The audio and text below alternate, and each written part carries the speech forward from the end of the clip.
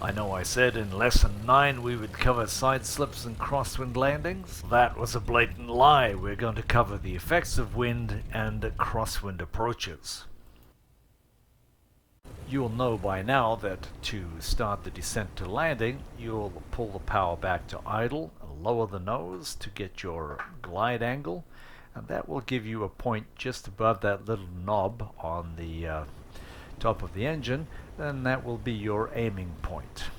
And just beyond that will be your touchdown point. With the engine turned off, we'll have less lift, and we'll have to choose a different aiming point because we're not going to glide as far.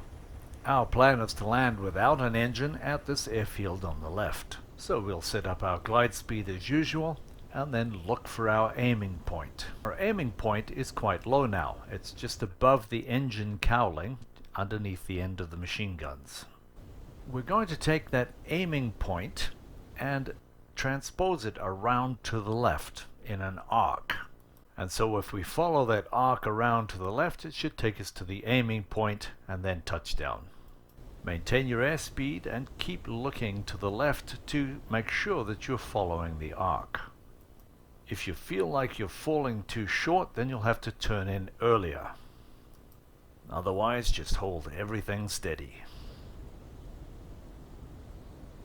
You can see how that new aiming point is lining up nicely with the end of the runway. Without the slipstream generated by the idling engine, be prepared that as you flare, the airplane will drop a little quicker. Looks like a perfect approach. And there you have it. That's called a dead stick landing. But what difference would it make if there's any wind, if there's a headwind or a crosswind or a tailwind? Let's take a look at that. Now we'll open up our ARAS map. You've seen that before. And we are going to open up the weather. We can put the wind up here to 12 meters per second, and also the direction, which will be straight from the north. So there you can clearly see the aerodrome windsock.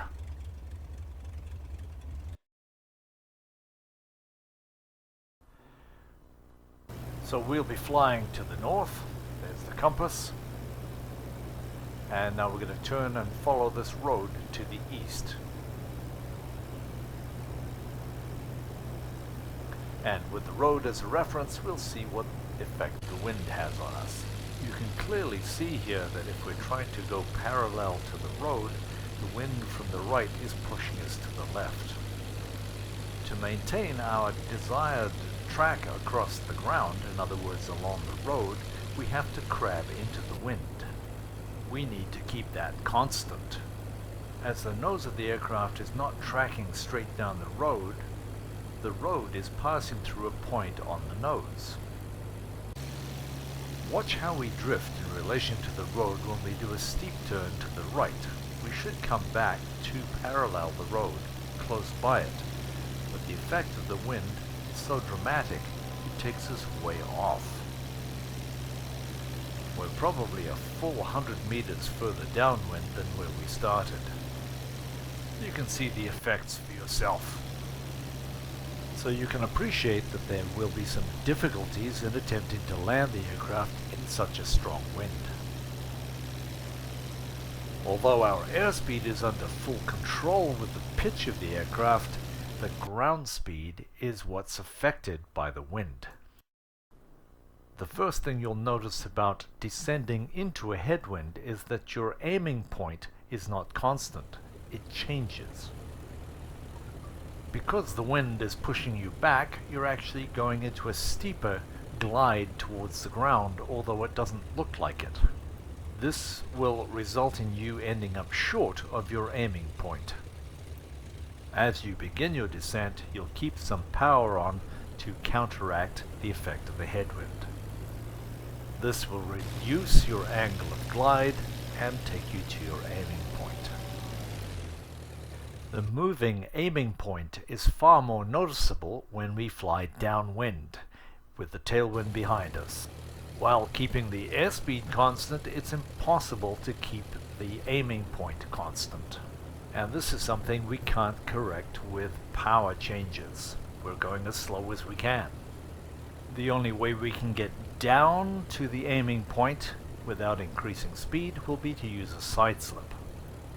This is done by rolling into a bank into the wind and applying opposite rudder to swing the nose away from the wind.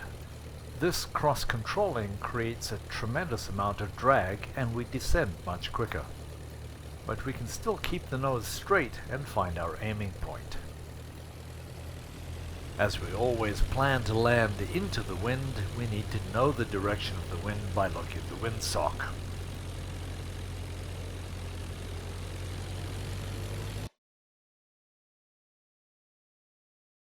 Find your aiming point on the airfield using the arc principle, and add power to counteract the effects of the headwind. The power will keep you airborne to your aiming point. Relax and keep everything steady as you seek to maintain that aiming point. Your slow ground speed gives you the feeling that you're about to stall and fall out of the sky. But your airspeed is under control.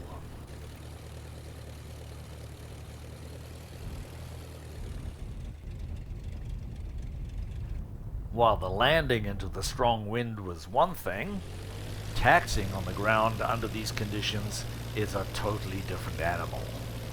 In fact, it can be almost impossible. As I turn perpendicular or 90 degrees to the wind, watch how it tries to get under my wing and lift my tail. Always take off and land into the wind where possible.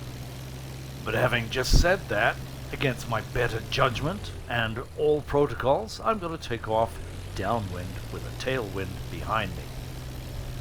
See the wind affecting my rudder and going back and forth as it gets under the tail. Finally, I get it under control, sort of, but look at the length of time it takes me to get airborne on this takeoff run with the wind behind. A crosswind would be when the wind is not blowing straight down the runway, it's either blowing from the left or the right side. The secret to a good landing is a good approach. Just as a teaching exercise, I'm going to show you a couple of techniques as to how we could land on a road, for example, that's not lined up with the wind. Here we have our aiming point, everything's steady.